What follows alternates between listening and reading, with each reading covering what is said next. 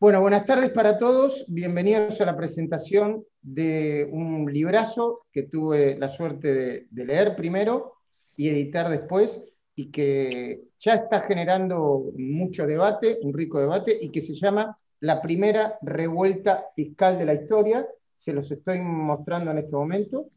Sus autores son Sergio Bernstein y María Elisa Peirano. Ellos están acá junto a nosotros. María Elisa, ¿cómo estás? Buenas tardes. Sergio Bernstein, buenas tardes. ¿Cómo va? Bienvenidos a esta presentación y felicitaciones, porque finalmente ese arduo trabajo de muchos años se hizo realidad. Se llama La primera revuelta fiscal de la historia, la 125 y el conflicto con el campo. Yo, antes de hablar 5 minutos, menos del libro como editor y como periodista, les quiero contar un poco el formato de lo que va a ser esta presentación. Va a durar aproximadamente 1 hora.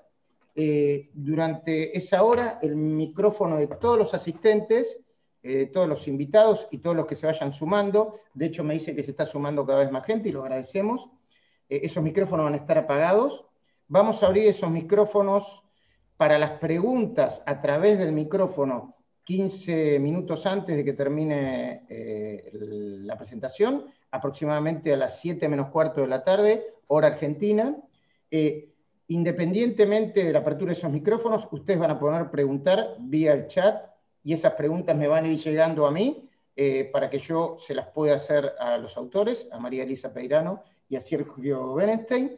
Les recomiendo, por favor, a todos los que están en este momento presenciando la presentación, que pongan en su perfil sus datos, el nombre y apellido. Así, si a ustedes no les parece mal, a nosotros nos parece muy bien, identificamos a las personas que quieran preguntar.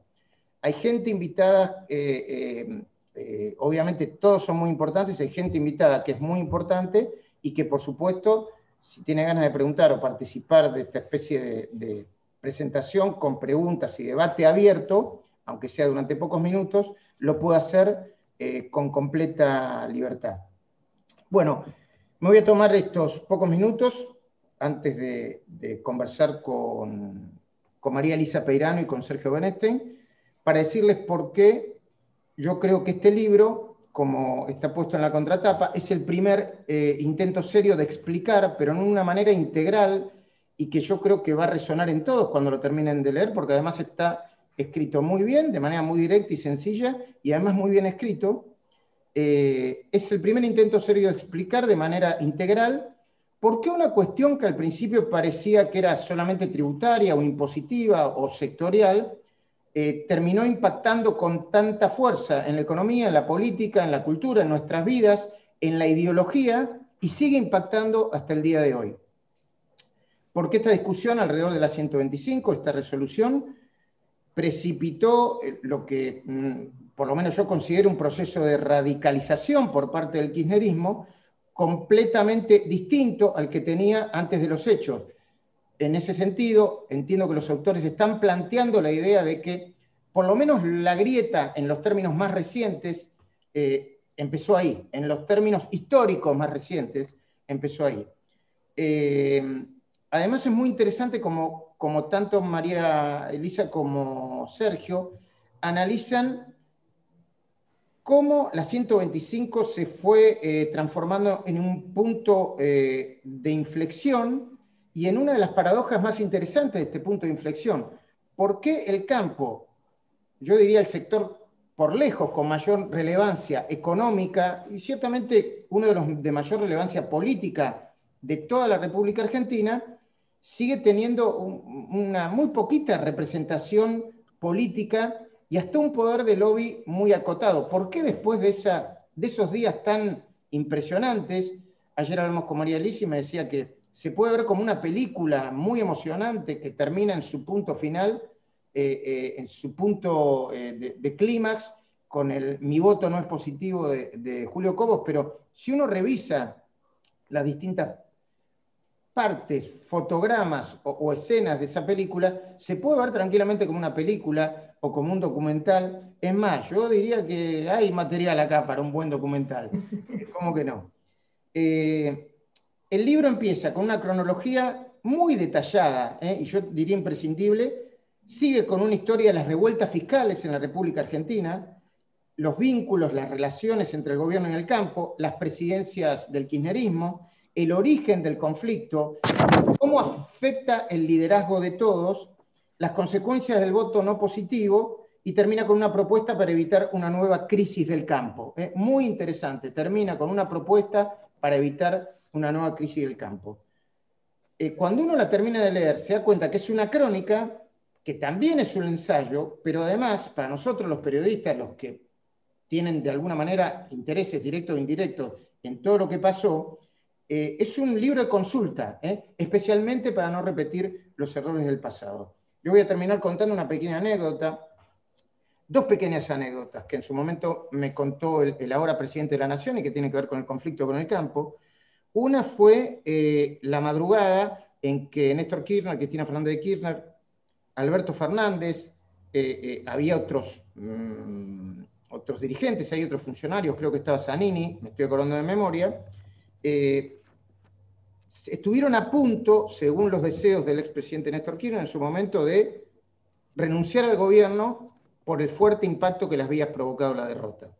Alberto Fernández terminó llamando a Lula, Lula terminó hablando, entiendo yo, estoy tratando de recordar la memoria, con Alberto Fernández y con Néstor Kirchner y con Cristina Fernández de Kirchner, y finalmente evitó esa renuncia. Y la segunda, que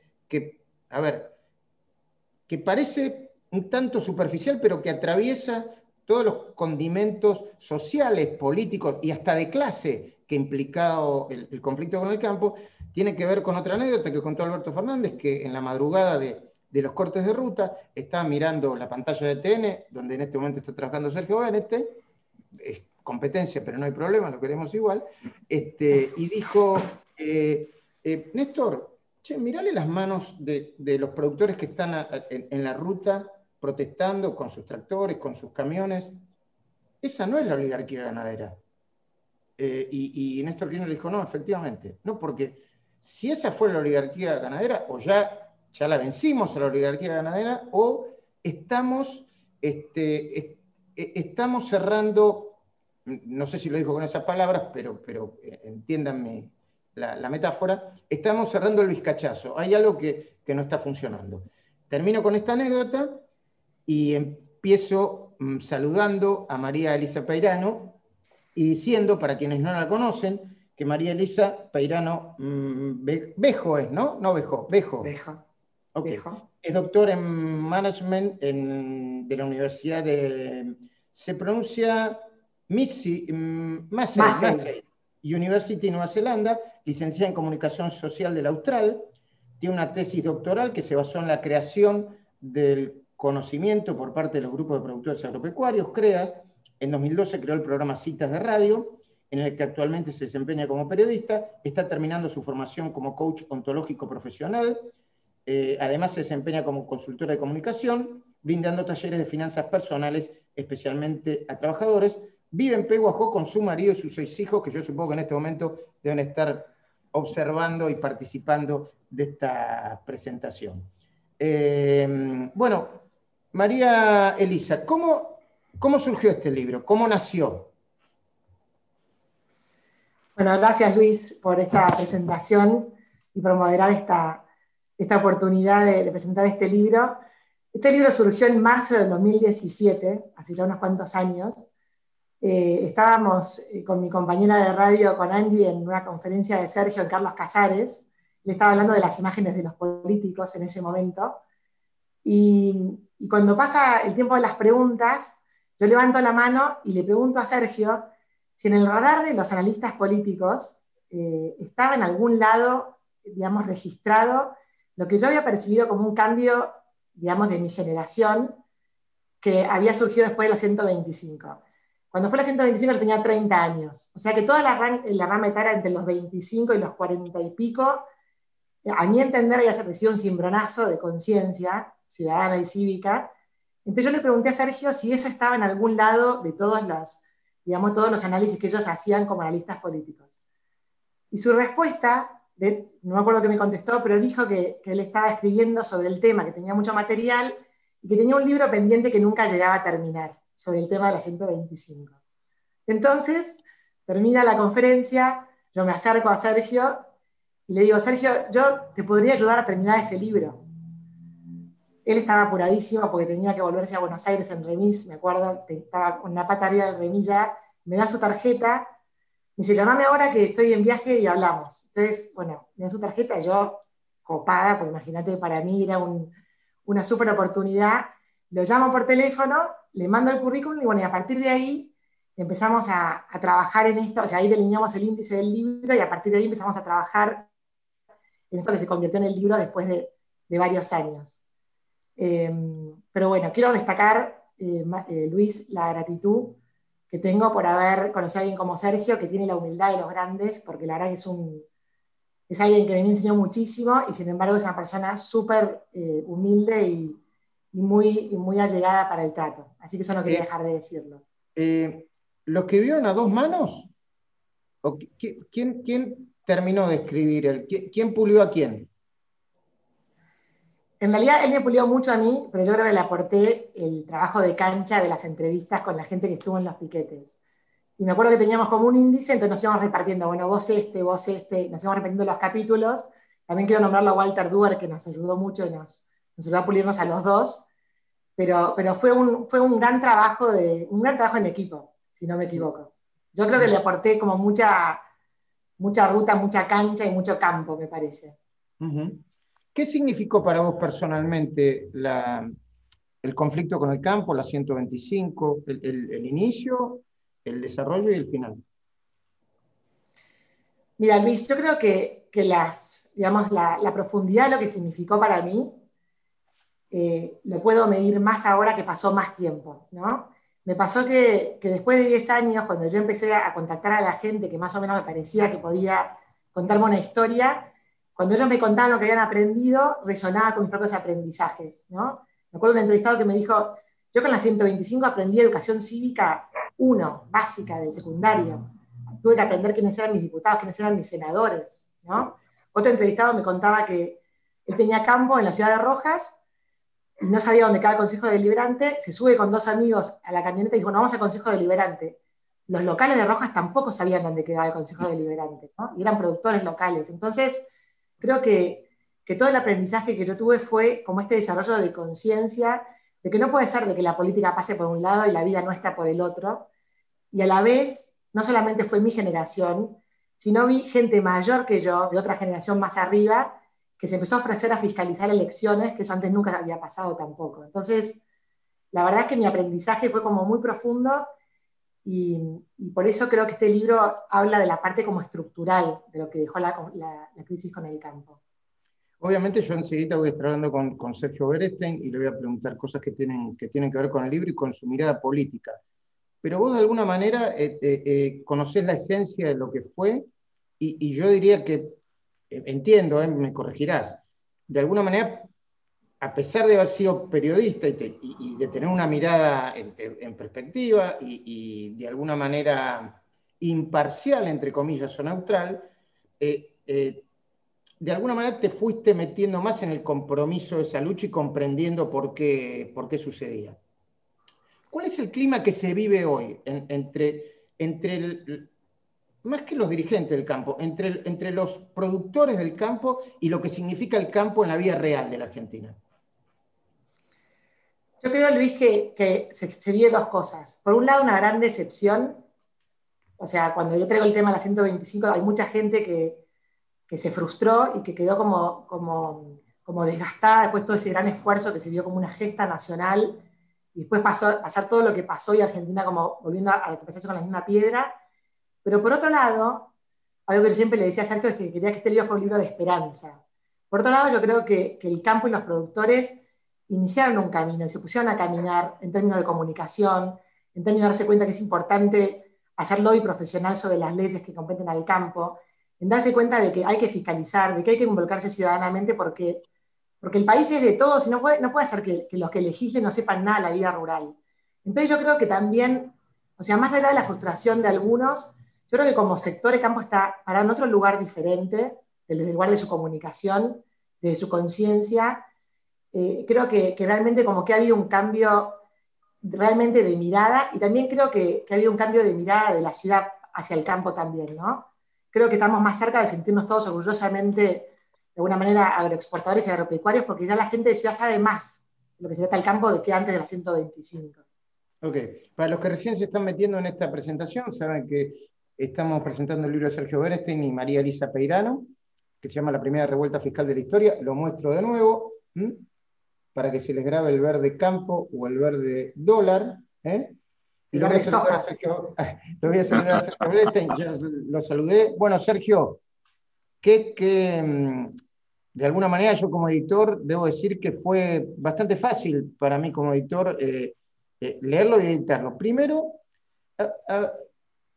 te lo confieso, se lo confieso ahora, yo tenía cierto prejuicio porque lo veía como un libro demasiado específico y sectorial. Después, cuando iba avanzando, entendí por qué le pusieron la primera revuelta fiscal de la historia, y es la primera pregunta para vos, Sergio Bernstein, no más allá de que me comentarás tu experiencia de cómo surgió, cómo empezó y cómo terminó este gran trabajo, ¿no? Y después, porque tiene un montón de aristas que son historia pura, pero que además, si uno lo mira en perspectiva, muchas de estas cosas están sucediendo o pueden volver a suceder ahora mismo. Y en algún caso, yo diría, no quiero avanzar más, hay que poner un freno de mano en algunas cuestiones, porque si no vamos a chocar, no con una piedra, vamos a chocar con un acantilado. Sergio, adelante. Gracias, Luis. Buenas tardes a todos. Un gusto que puedan estar con nosotros esta tarde. La verdad, Luis, primero gracias a vos porque el apoyo fue fundamental y fue un placer trabajar con vos y tu gente. Le estoy recomendando a muchos amigos que están escribiendo libros que te llamen, así que agárrate. Por supuesto que sí, serán bien recibidos.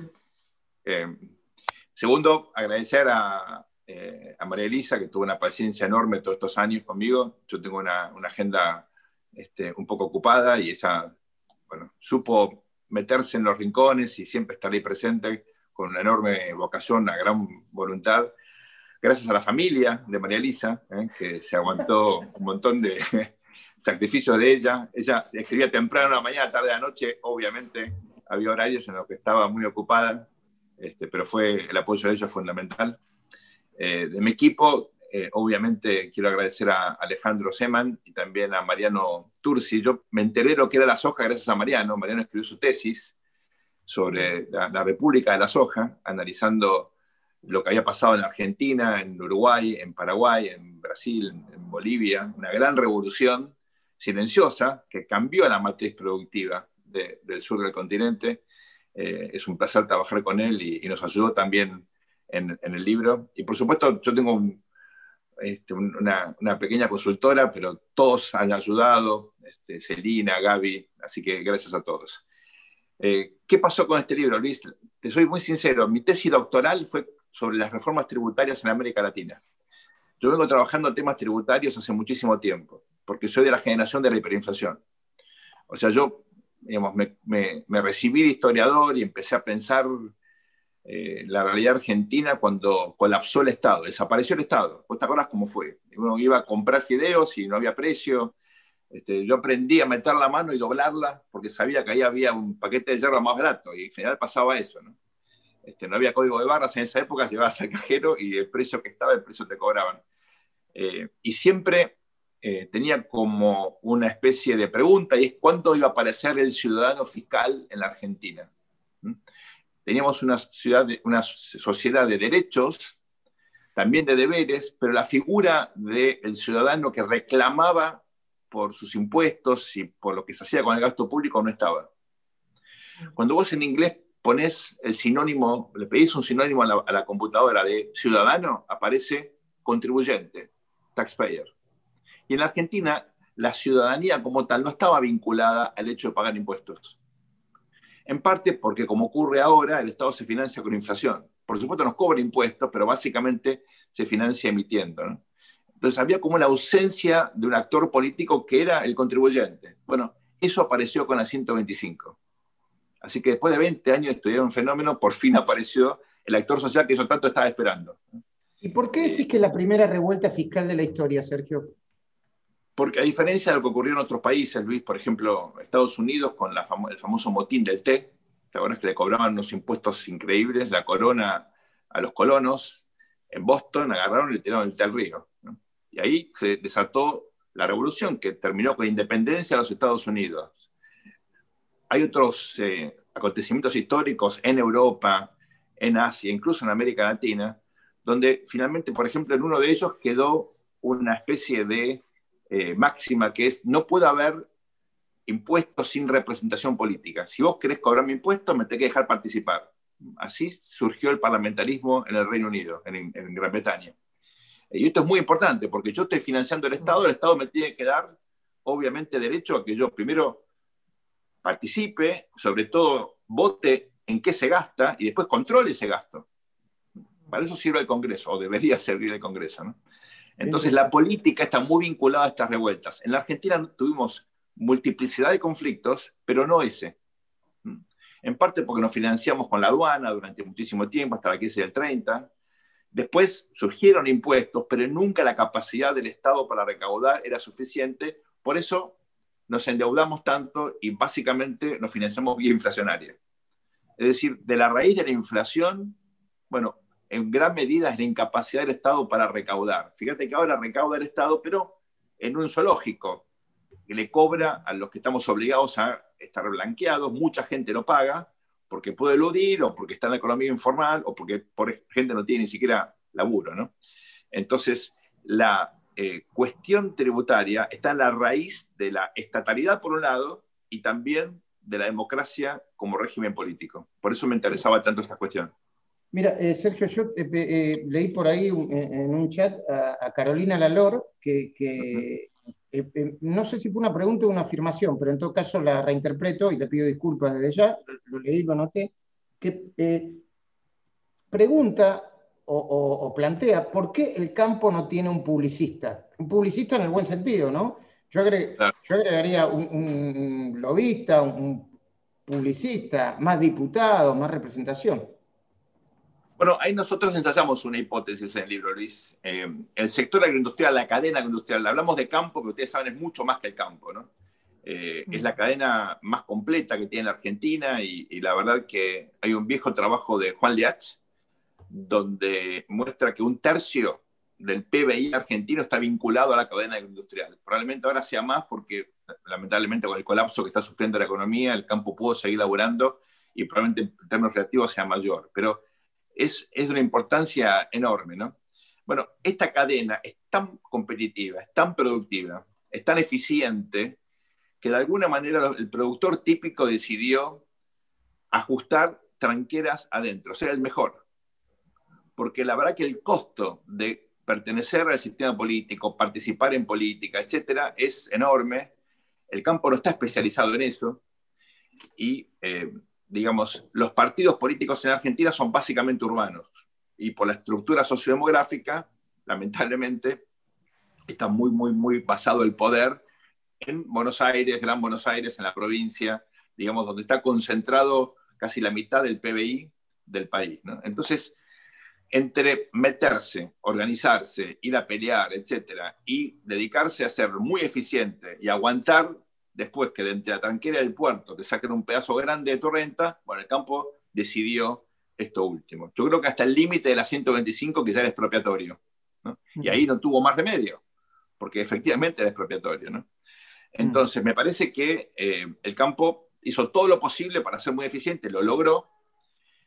La verdad que uno se sorprende la innovación, la tecnología, digamos, la economía del conocimiento en la Argentina básicamente está metida en la cadena agroindustrial. Por supuesto, hay también aplicaciones en el software, el conocimiento aplicado al marketing y demás, pero lo del campo es impresionante. Entonces yo creo que el campo hasta ahora no tuvo ni la influencia política ni comunicacional, porque la verdad que aguantaba de ese modo. Después diversificaba las inversiones.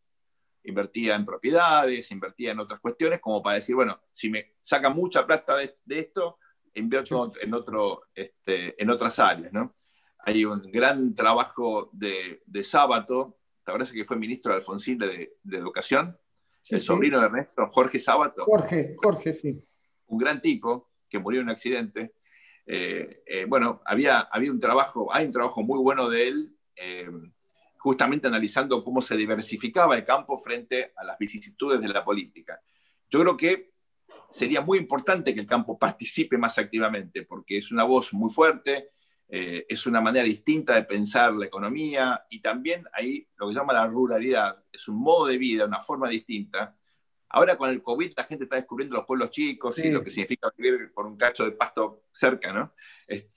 Bueno, la verdad que es mucho más sano, es una forma de vida obviamente fantástica. En Europa es más común porque estás más cerca de las grandes ciudades. Ojalá que eso se instale en Argentina, como Elisa puede ser, ella es bien en ese sentido una buena fuente. Los chicos crecen mucho mejor en una ciudad como Pehuajó que aquí en Buenos Aires, ¿no? Bernardo Bosombrío dice, a esta tesis de Sergio, si me cobras impuestos, déjame participar. Mucho se dijo en el campo luego del 2008, en no pagar, rebelión fiscal propiamente. ¿Es viable o utópico? Le preguntamos a Sergio y después le preguntamos a Lisa, si no le parece mal. ¿Es viable eso? No entendí la pregunta, Luis, ¿qué es viable No, exactamente? yo supongo que Bernardo Bosombrío plantea la idea de si es viable o utópico conseguir más participación en la política. ¿Entendí eso? Okay.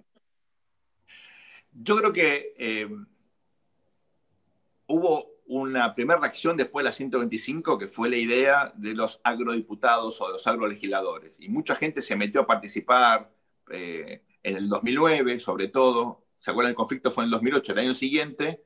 Esa elección, como se partió el Partido Justicialista, la perdió Néstor Kirchner en la provincia y hubo un achicamiento del caudal electoral del kirchnerismo impresionante, ¿no? Todo eso cambió después con la muerte de Néstor. Se van a cumplir 10 años justo ahora en pocos días, ¿no? Pero digamos, entre el conflicto con el campo y la muerte de Néstor, el kirchnerismo entró en una especie de eclipse, ¿no? Entró en una decadencia y después se reinventó. Y en ese contexto mucha gente intentó y se metió en política. En la mayoría de los casos era gente que tenía mucha vocación, pero, digamos, no sabían dónde se estaba metiendo. La política tiene altas barreras de entrada, el sistema se defiende, y cuando aparecen estas, digo, vocaciones de participar y demás, bueno, no es fácil, ¿no? Perdón, acá me aclara Bernardo Bosombrío lo que quiso decir, en todo caso yo entendí mal. Si es viable o no dejar de pagar un impuesto, como okay. Rebelión. Digo, si es viable o no hoy en la Argentina dejar de pagar un impuesto. Perdón. A ver. Mala mía, perdón, Bernardo Bosombrío. La verdad que ya hay una rebelión fiscal en la Argentina. La caída de la recaudación es impresionante. Y cae más la recaudación que el producto en muchos impuestos, con lo cual hay mucha gente... Ya tengo el título de la presentación, Ya hay ahí me salió el periodista, perdón, paremos todo. Ya no, Luis, hay una rebelión fiscal en la Argentina. Sí. Ya empezó, lamentablemente, hay gente que no puede pagar. Y ahora ya pusieron la idea del blanqueo con la cuestión de la construcción ayer, pero lo van a tener que ampliar el blanqueo porque con estas crisis la gente se financia básicamente no pagando impuestos, ¿no? Pasó con la hiper, pasó con el 2001, en cada crisis pasa eso. Después viene un blanqueo que es natural, ¿no? Ahora, hablo primero como politólogo. Lo mejor es que toda esta energía y esta bronca se canalice institucionalmente, como fue la 125. La 125 terminó en un voto en el Congreso cuando 5 semanas antes estábamos a punto de tener un despelote en las rutas, porque había tensiones. Claro, una catástrofe. Cosa que hoy puede pasar. Institucionalmente, sí. Claro. Lo que está pasando en Entre Ríos ahora. Con los años, la dirigencia política debería agradecer ese final que terminó fortaleciendo las instituciones, ¿no? Obvio, porque evitamos una guerra civil. Hoy en Entre Ríos hay un conflicto muy puntual que también puede derivar, esperemos que esto no pase, en algún hecho horrible que no tiene reversión. Hay que evitar esa clase de conflictos. Yo entiendo que el sector está siendo expropiado en muchos aspectos, pero lo mejor es participar políticamente y evitar, digamos, que la fractura del sistema tenga consecuencias aún mayores, ¿no? Elisa. ¿Puedo decir algo? Justo te voy a pedir la palabra, Luis. Quiero reivindicar la experiencia de los autoconvocados, porque de alguna manera los autoconvocados que no se sentían representados por ninguna de las 4 entidades del campo, le pidieron a las entidades del campo que acordaran, que se juntaran, que, digamos, que negociaran con el gobierno, acatándose bajo una especie de institucionalidad diferente o informal. Y para mí una gran pérdida de oportunidad, que la analicé con gente que me habló para el libro, es que después de eso la mesa de enlace no se haya constituido como un ente unido para hacerlo hoy profesional en el Congreso, ¿no? O sea, eso es una gran pérdida de oportunidad, pero yo quiero reivindicar como el autoconvocado, como esa persona que con protagonismo se sintió parte de ese cambio de destino de la Argentina. Entonces, hay veces que las bases, como le llamaban, pedían un cambio de institucionalidad que digamos que los organismos estaban preparados para absorber, ¿no? Está participando cada vez más gente, así que yo le voy a pedir a cada uno, y a mí mismo me voy a pedir, voy a ver si puedo respetarme ese pedido, ser más breve en tanto en las preguntas como en las respuestas. Primero quiero aclarar que Bernardo Basombrío es periodista del Agro y escritor. Sí, me sonaba, no quería meter la pata. Y es editor en el sitio Campo Abierto. A ver, Silvia Mabel Álvarez nos dice, ¿cómo puede cambiarse este esquema tributario enfermo y convertirlo en un sistema sano y eficaz? Bueno, eso supongo que es una pregunta para alguien que hizo una tesis con la historia de los impuestos en Argentina, ¿no? Yo no soy tributarista, yo lo puedo ver desde el punto de vista político. La Argentina tiene un sistema tributario que es perverso, porque desalienta la inversión, desalienta el ahorro, y hay algo que es terrible y es que estamos exportando algunos impuestos. Por ejemplo, el ingreso bruto, que es el peor impuesto que tenemos, el campo que exporta lo tiene que meter como un precio más, como si fuera un insumo más. Es una locura, porque obviamente el mundo no tiene por qué pagar los impuestos nuestros, ¿no? Entonces es un sistema que requiere un rediseño muy profundo. El problema en estos casos es que hay que financiar al Estado, ¿no? Y esto es muy importante porque pagar impuestos es el precio de la civilización. Nos cuesta a todos, pero sin Estado vivimos en lo que se llama un estado de naturaleza. No puede haber democracia, no puede haber república sin un aparato estatal. Ustedes dirán, este funciona mal, fenómeno, es cierto, pero sin Estado no puede haber ciudadanía. Entonces, tiene que ser un Estado obviamente chico, bien financiado, con profesionales a cargo, transparente, pero Estado tiene que haber. Entonces, yo creo que uno de los pilares del Estado que hay que construir es otro sistema tributario. Ustedes dirán, ¿cuándo se debatió esto en la Argentina? La verdad que nunca. La Argentina se debe a sí misma este debate de qué Estado, qué tamaño, cómo lo financiamos, con qué impuestos, quién paga más, quién paga menos. Ese es el gran debate que está pendiente. Y en general, el corto plazo, las cosas puntuales, las crisis como ahora, impiden, bloquean este gran debate que necesitamos. A propósito de esto, el presidente ayer lanzó el famoso Consejo Económico y Social, que es el lugar para debatir estas grandes cosas. Y sin embargo, terminamos con mesas temáticas puntuales, con cosas chiquititas, que no sirven para resolver estos grandes problemas que están pendientes. Ernesto Barilati pregunta, como sector, ¿tendríamos que hacer una autocrítica por no participar políticamente lo suficiente? Elisa, que se sonríe. Yo creo que se hizo mucho, pero creo que se está en camino de... pero me parece que, como decía Sergio, son altas las barreras para entrar en la política, ¿no? El sistema de partidos está agotado tal cual está planteado, y es difícil encontrarle la vuelta. La verdad que no. Porque conozco mucha gente muy comprometida que, sin embargo, se ha como desgastado, se le ha comido el sistema. Entonces, la verdad que espero que saquemos alguna enseñanza más profunda de este libro para poder saber cómo hacer para hacerlo sosteniblemente en el tiempo, ¿no? Que no sea algo de una gesta de 129 días en la ruta y después nada, sino de hacer algo como más sostenible. Iván Ordóñez pregunta, ¿por qué el peronismo que gobernó durante casi toda la vuelta a la democracia no tuvo una política propositiva para con el agro, salvo durante una parte de los 90? ¿Cuál es su conclusión en torno a la relación agro-peronismo-kirchnerismo? En el libro lo explican muy bien, ¿eh? ¿Querés contestar, Sergio? No, brevemente. Primero yo quiero reivindicar a muchos, o a la mayoría, o a todos los dirigentes del campo que se meten en las organizaciones, que laburan de sol a sol, tienen su familia, tienen sus boliches, y aparte se meten en todas las organizaciones con tiempo que no tienen, digamos, ¿no? Porque es fácil criticar y decir, esto no funciona, pero hay que estar sentado de ese lado. Y aparte ellos también hicieron un gran aprendizaje yendo a negociar con políticos que eran profesionales del poder. Había mucha simetría. Yo tuve la oportunidad de conocer de cerca y en el 2009, el año siguiente, trabajar con la mesa de enlace. tratando de ayudarlos a justamente tener una visión de mediano y largo plazo. Y fue una experiencia espectacular. Parte de este libro tiene que ver con ese proceso. La verdad que estoy muy agradecido por la oportunidad que me dieron. Ahí yo vi en carne propia el poder que tenían ellos, que era muy acotado frente al poder que tenía el gobierno. El conflicto le dio una visibilidad y una capacidad de influir en la agenda pública que fue bastante especial, porque en la práctica después, obviamente la simetría que había entre la política en general y el gobierno en particular, el campo era increíble, ¿no? Bueno, hay varios libros... Sí, sí, perdón. Perdón. No, voy a la pregunta. La verdad que hay algunos textos, algunas tesis, algún libro sobre la política agraria del peronismo, y es un tema muy interesante porque, como ustedes saben, el campo o la cadena agroindustrial son los únicos que consistentemente traen dólares al sistema, y en el peronismo buena parte de esos recursos se canalizaron al comienzo con Perón en financiar la industria, y luego, digamos, también hubo como una especie de utilización bastante obvia de los recursos y de la competitividad del campo para financiar el gasto público, ¿no? Sobre todo con los Kirchner. La verdad que hay muchos prejuicios, hay mucho desconocimiento. Al comienzo el kirchnerismo no entendía lo que era el campo, la verdad. Yo creo que el gobierno de Cristina aprendió también. Hubo un intento del cual yo también participé, que fue muy interesante, ¿no?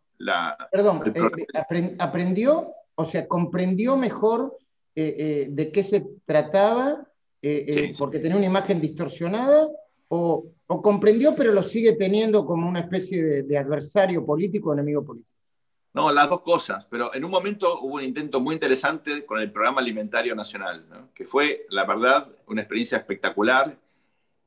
La propuesta era buenísima, ¿no? Julián Domínguez hizo un gran trabajo, nosotros lo entrevistamos, él tenía una postura distinta, por supuesto buscaba el diálogo, tenía muchos vínculos con la iglesia, como ustedes saben, después eso terminó consolidándose cuando el Papa llegó, cuando Bergoglio se convirtió en Papa, y él, la verdad que llevó adelante una iniciativa justamente para acercar las partes, sin ser él del campo, pero venía de un pueblo de la provincia de Buenos Aires, que tenía bastante inteligencia. En esa época yo creo que se intentó algo, pero después con la radicalización post de muerte de Néstor, y sobre todo después del triunfo del 2011, eso se dejó de lado, ¿no? Y se volvieron a todas las medidas de control y de persecución al campo, incluso penal, ¿no?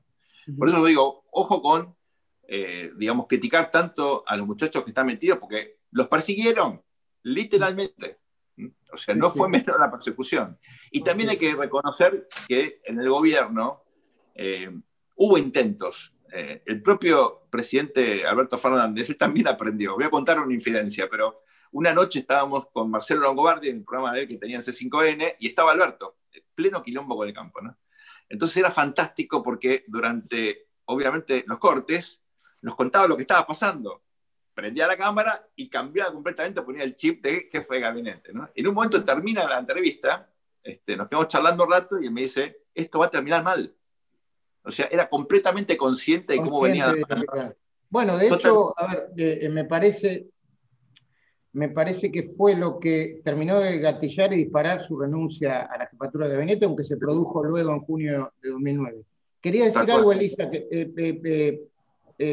no sé si hago extensiva la pregunta sobre el tema del peronismo del campo, o querés agregar algo más en el sentido de lo que estábamos hablando. O en otro sentido.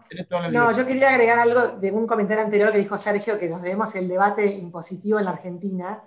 Pero además yo creo que también hay otro debate que le hemos hablado con Sergio cuando escribamos el libro, que es el debate sobre el federalismo, sobre el desarrollo del interior del país. O sea, las políticas que vayan a poblar las ciudades del interior y desagotar un poco el conurbano, hay toda una Argentina por crear en ese sentido. Y creo que también la parte de republicana y federal también se vio con el conflicto con el campo, porque ahí se unió mucha gente del interior que querían hacerse oír en Buenos Aires, donde todo sucedía, ¿no?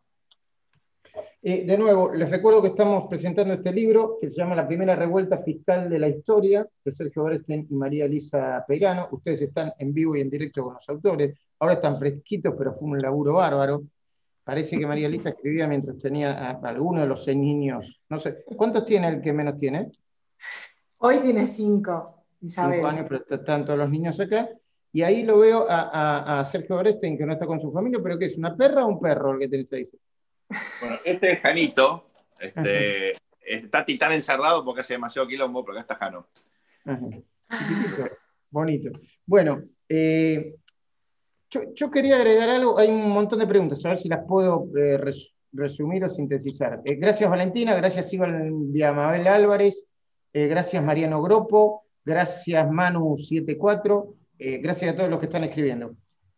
A ver si, Sergio, ¿es cierto que no, el campo no tiene una representatividad proporcional a la influencia que tuvo o a lo que fue la gran lucha y el conflicto con la 125? Pero no ha permeado una discusión sobre qué queremos, una discusión cultural, sociocultural, diría, política, sociocultural, hacia donde, qué país queremos los argentinos, y no ha permitido también, eventualmente digo, no ha ayudado al triunfo de Cambiemos en el año 2015 y a sentar las bases para una oposición que hasta hoy tiene el 41% de los votos, y yo diría que es bastante influyente y ruidosa, y que participa en el debate. ¿No son esos también criaturas diferentes o hijos o herederos de esa lucha que aparentemente terminó con mi voto no es positivo? Sí, Luis, definitivamente. El campo, después de la 125 y de esta experiencia que quedó frustrada de los agrolegisladores, agrodiputados, apareció en un momento, por ejemplo, con algunos cacerolazos, allá el 8N, ahora se cumple también un aniversario del 8N, después la red de fiscales que en la elección del 2015 garantizó transparencia del proceso electoral, sobre todo, pero no únicamente en la provincia de Buenos Aires, fue crucial, ¿no? Y después yo creo que se ilusionó con Cambiemos, ¿no? Evidentemente, y la decepción fue generalizada.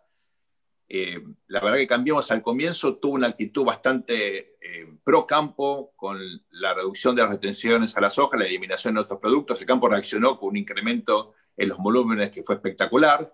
De hecho, hay que reconocer que algo que fue exógeno, ¿no? Pero el tiempo, la sequía generó... ¿Hola?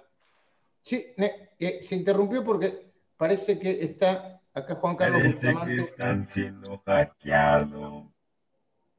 Hay un tal Juan Carlos Bustamante que dice que parece que estamos siendo hackeados. Bueno, no hay problema. Ah, ok. Como que no hay problema. Te decía Luis. Entonces, dale, Sergio. No importa. No nos molestan los castigos. Dale, Ok. Vengo de parte la verdad de la que... Ah, mira. Bueno, es un Anonymous. sí. Entonces, digamos, la participación del campo... Perdón, el hacker ya ha sido retirado de la sala. Ah, bueno, gracias. Previa sonrisa mía. A mí estas cosas me producen, me divierten un poco. Pero adelante. Entonces yo decía que el campo reaccionó bien. Después, por supuesto, la crisis fiscal, la crisis cambiaria, lo obligó a Macri a retrotraerse y tener que aumentar las retenciones. Eso generó recepción. Pero fue una cuestión climática la que generó esa crisis. Recordemos que hubo una sequía terrible y eso impactó en los volúmenes, y la verdad que había casi 10.000 millones de dólares menos, y la verdad, y ahí vino la crisis, ¿no? Al margen de la falta de confianza y otros temas. Con lo cual, digamos, el campo se decepcionó con eso. Pero si ustedes analizan, por ejemplo, la reacción frente a la amenaza de expropiación de Vicentín, que fue impresionante. Las marchas que se están dando primero en fechas patrias y ahora en otras fechas, pero que son sistemáticas, cada vez más masivas, en muchas partes del país, incluso en pueblos medianos y chiquitos. También ahí hay, digamos, una música parecida a lo que fue la 125. Antes de la pandemia, el campo estaba movilizándose. La pandemia resolvió una cuestión impresionante, que fue que la verdad que había una 125 casi chiquitita, pero que podía haber derivado perfecto en otra crisis. El gobierno estaba preocupado, seguía ese tema, con lo cual yo creo que ya hay un aprendizaje y este antecedente. Ahora, de ahí a tener un vector de influencia permanente en la política, en la comunicación, etcétera, hay todavía una asignatura pendiente, Luis, y me parece que una de las grandes cuestiones a resolver es la siguiente. Si vos sos un habitante del Gran Buenos Aires, tipo de clase media, que se mata laburando, etcétera, ¿cómo te beneficiás directamente de la productividad y la competitividad del campo, sino mediante el Estado que efectivamente cubre impuestos, ¿no? ¿Cómo te beneficias? Bueno, no hay ¿Y cuál sería mecanismos el de recorte? ahorro, no hay mecanismos de intermediación. El sistema financiero nuestro no es lo suficientemente profundo como para decir, mira, yo tengo unos mangos, invierto en un fondo que, por ejemplo, produce leche, soja, lo que fuese, ¿no? Entonces, la verdad que es importante que el sistema financiero y el propio sector industrial le ofrezca al habitante medio de las ciudades la posibilidad de beneficiarse directamente de la productividad Entiendo. del campo. Si yo gano Elisa, plata de ese modo, ¿me sí, explico? perdón, terminame con. Lo que pasa es que están apareciendo preguntas. Creo que ahí apareció Sofía Peirano, que no sé si es. Debe ser. Yo calculo que por la cantidad de hijos que tenés debe ser tu hija, pero no sé, por ahí es un Puede ser no, hermana, prima. puede ser. No, no.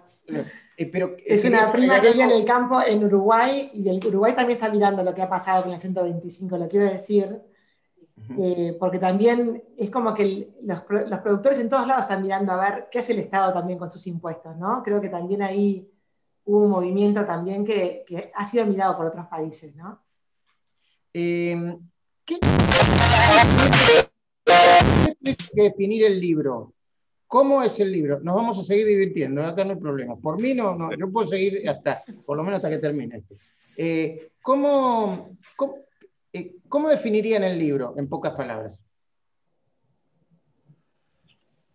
El libro es un análisis de este evento que nosotros caracterizamos como una especie de, no solamente un punto de inflexión, sino una coyuntura crítica. Coyunturas críticas son aquellas donde los sistemas sufren modificaciones, algunas de corto, otras de mediano, otras de largo plazo.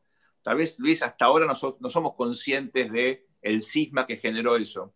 Tal vez dentro de algún tiempo comprendamos con mayor nitidez la importancia que esto tuvo, ¿no?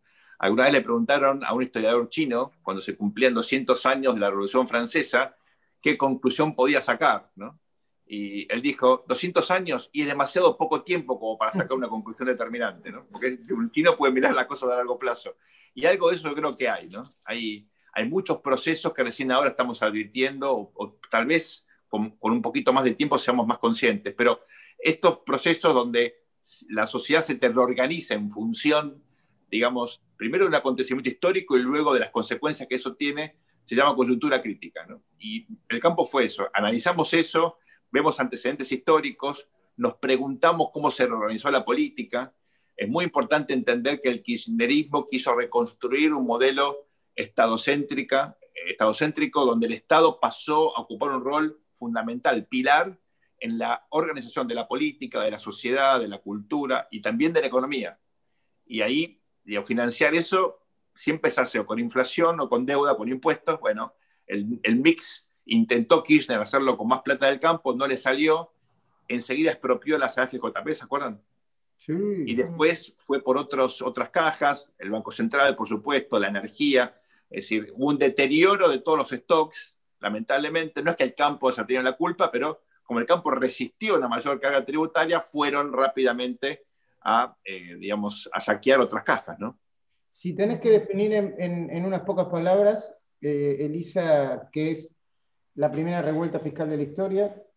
Luis, voy a usar las palabras tuyas cuando empezaste, que sea un libro de consulta para las generaciones que vienen, que sepan qué fue lo que pasó, para que no muera la generación nuestra. Como me dijo un entrevistado, que esto que fue un cimbronazo para nosotros, no muera cuando nosotros muramos, sino que las próximas generaciones sepan qué fue lo que pasó y puedan aprender de ahí para construir un futuro mejor para adelante, ¿no?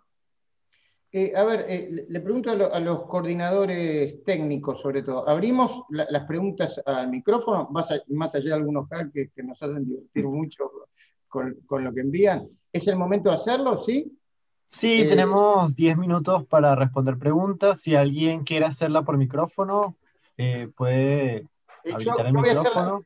Yo voy a hacer una primera pregunta para que alguno, si hay alguien ya que se anima, la hago. Si no, yo hago la primera pregunta para sacar la prudencia y la vergüenza. Ahí Bernardo quiere hacer una pregunta. Adelante, Bernardo. Gracias por participar. Hola, buenas tardes. Gracias por la concesión del audio. hay dos conceptos que han conjugado María Elisa. Por un lado, que habló de la frustración de los productores luego de la 125, y Sergio Berenstein, que habla del mismo proceso de la 125, esos 129 días como el Si inicio. podés levantar un poco el tono de eso, acerca el micro. Ahí está. ¿Ahora se escucha mejor? Sí, Perfecto. gracias. Bien. Lo que quería decir es sobre una síntesis que hace María Elisa sobre la frustración de los productores cuando termina la 125. Y otra expresión que hace Sergio que tiene que ver con la grieta que significó la 125 misma. Yo en todo caso lo doy en llamar, si me permiten, que fue también un embrión a una actitud de cambio. La gente, veníamos de una generación de nuestros padres que nos decían no se metan en política, y a partir de entonces fue meterse en política. Esos hechos posteriores, también como dijo Sergio, después participar contra la democratización de la justicia, contra otros hechos cada vez es más incipientes. Un cambio de la historia es uno de los efectos positivos de largo plazo. Esto es solo lo que quería acotar. Sí. No sé si importa, pero yo estoy de acuerdo con la mirada, que para mí se fue reconfigurando esa participación. Y como dice Sergio también, hay que ver dónde termina, ¿no? ¿Alguna otra pregunta? Carlos Lanuse creo que quería preguntar, a través del micrófono, si puede ser. Sí, no sé si me escucha bien. Perfectamente. Subí un poquitito el tono de voz en todo caso y te escuchamos mejor. Bueno, quería dejar en claro que este fenómeno de rebelión no ocurrió con cualquier gobierno, sino especialmente con el gobierno de los Kirchner. Es decir, no ocurrió con los radicales, no ocurrió con los conservadores, y con el peronismo hubo antes alguna diferencia fuerte, pero no en este momento. Tal es así que, bueno, hemos visto la reacción de Alberto en aquel momento para ayudar. Bueno, es decir, que el problema es del campo con el kirchnerismo, con cristinismo en este momento, porque ellos tienen una concepción del poder absolutista y autoritaria al máximo, y el campo se resiste a eso, necesita la independencia. Cada productor hace lo suyo, uno hace arvejas y el otro hace trigo y el otro hace vacas, y esa independencia es absolutamente necesaria en el mundo de los negocios del campo.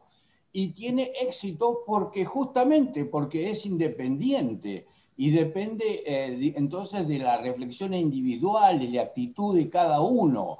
Todo lo contrario a lo que quiere el kirchnerismo, que quiere subyugar, pisar y ordenarle la vida a los demás de una manera autoritaria. Es decir, no es un problema con la nación. La nación no tiene ningún problema con el campo, sino todo lo contrario. El campo es el aliado número 1 de la nación. Pero sí tiene la desgracia, el campo y la nación, de tener este kirchnerismo agobiante y que nos los tenemos que sacar de encima lo antes posible. No lo digo por el campo, lo digo por la nación. Gracias, Carlos, por tu participación. ¿Alguna otra pregunta?